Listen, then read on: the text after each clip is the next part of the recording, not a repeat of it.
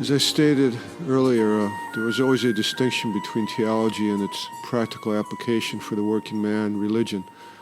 But this relationship need not be a relationship in which religion is inferior. This was not the nature of the relationship in the ancient world, and it need not be now in the modern world. My purpose in trying to give the basics of theology is to get you accustomed to using its logic and critical thinking in your thinking about religion.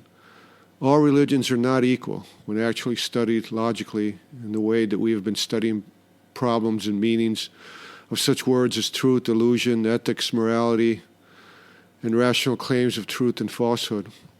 As I said earlier, for the first time in history, even the working man may now be free to study and accept religious belief rationally and logically instead of accepting whatever is customary or of just being a fatalist. Accepting a religion such as Islam or Hinduism instead of Christianity or Buddhism have radical consequences for the working man's world of misery. It will always be miserable, but even in this misery, there are levels of misery. Religion seems inferior because it is trying to achieve absolute truths in a world of pragmatic truths. The modern world is a world of statistics and statistical algorithms. Science gives solutions to certain problems, and the scientific method results in statistical statements. But these solutions and results can only be proven false by logical necessity. Science that is dependent on induction can never reach absolute truth. Statistics cannot answer the important questions of life, such as why is there something instead of nothing. That is theology and religion's domain. But that does not mean that theology and religion must abandon reason and logic and mathematical statistics to instead rely on mysticism and revelation to achieve its purpose. A perfect example of this is Pascal's wager, which is the only logical proof for the existence of the loving God of Christianity. Pascal was a 17th century philosopher, mathematician, and physicist who was one of the founders of modern statistics and probability theory, and unintentionally one of the founders of existentialism and pragmatism. That is, he is the founder of many of the ideas that have founded the modern world of science. When he became religious, he developed a statistical proof for the existence of the Christian God that can, in fact, be written using modern mathematical decision theory in matrix form that I've placed on our webpage. In words, the proof is a pragmatic one. For those who listen to the prior episodes on truth and illusion, you'll remember pragmatism defines truth as that which works in solving whatever is at issue. Science is without doubt pragmatic, but as William James, the pragmatic philosopher, stated, on pragmatic principles, if the hypothesis of a God works satisfactorily in the widest sense of the word, then it is true. Pascal was a couple of centuries ahead of his time in his pragmatic proof that goes as follows, and is called Pascal's gamble or wager. Assume the existence and non-existence of a loving God are impossible to prove by human reason, but it is at least possible that he exists, since it is not impossible. There is at least a small possibility of his existence. Therefore, on a daily basis, as we go through life, we are and must weigh the gain and loss in believing that such a God exists, and likewise in believing that God does not exist. Pascal argues that a rational person should live as though a loving God exists and seek to believe in this God. If God does not actually exist, such a person's belief will only have a finite loss. Some pleasures, some luxury, etc. will be lost. Whereas they stand to receive infinite gains, such as an eternity of happiness in heaven, and avoid the infinite loss of this gain.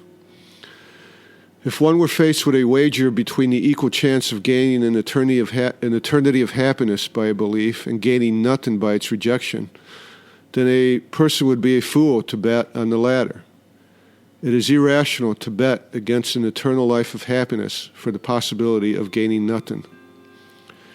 The wise and rational decision is to wager or gamble that God exists, since, and I quote him here, "If you gain all. If you lose nothing." Parenthetically, for the non-religious existentialists who may be out there at this moment shaking their fists and shouting at the heavens for God to come down and face them and not hide behind such a wager, and speaking about such passion or even an apathetic betting against God, Pascal remarks, hopefully you'll get a laugh out of this, quote, "It is to the glory of religion that it has enemies that are so unreasonable," close quotation mark. This same critical thinking that applies probability theory and statistics to religion can be applied to much of the polemics being thrown back and forth on religion, to ridicule the working man's hope in a loving God and to pretty pathetically try to support it in some cases. For example, evolution or intelligent design, which is it? By now, with a little bit of history, hopefully you should be able to conclude on your own that logically both of these are pretty much equally worthless without statistics. In fact, both concepts are worthless even with statistics. It is the statistics that is value. Without statistical analysis and proof, the theory of evolution is simply a statement that all things change and has no predictive value. Intelligent design, without statistics, is simply putting a human need for order in a random and arbitrary universe. If you have a problem with this, you and Einstein can complain all you want that God does not play dice with the universe, but unfortunately, or fortunately, when you consider the issue of free will, for example, he does. True religious belief must be based on truth, not illusion, and cannot avoid being pragmatic in some sense if it wants to succeed in the modern world without abandoning absolute truth. Science can rely on illusion. Theology and religion, by its very nature and definition, must have absolute truth. Practically speaking, I did not expect Pascal's wager to make you believe in a loving God, though it did seem to work for him.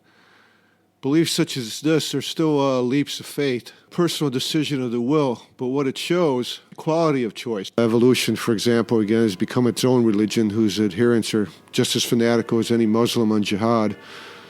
And intelligent design, with its illogical fanatics, is not much of an opposition. My point is to show you that religion need not leave logic and the modern world of statistics at the church door. Logically, it is just as counterintuitive to believe in quantum mechanics as it is to believe in a religious doctrine such as the Trinity.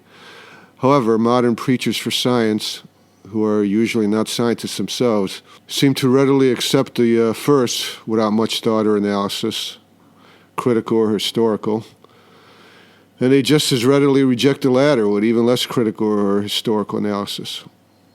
My point is that logically they are equal, and acceptance of one or the other is dependent on the problems they solve and on fate. Science needs as much faith and hope that its contradictions and paradoxes will be solved as someone having faith and hope in the loving Christian God needs to continue in life. Personally, I'm afraid to think of what will happen when faith in science is lost and there's no rational religion around to fill the void. The extermination camps of World War II were dependent on a master morality for whatever limits they have, which weren't much. As a fatalist, existentialist working man might say, whatever. Hopefully in the future when it does happen and faith in science is lost without any substitution of any other rational faith or new rational faith, hopefully the powers will be joining us in these future rounds of extermination, or not, as usual.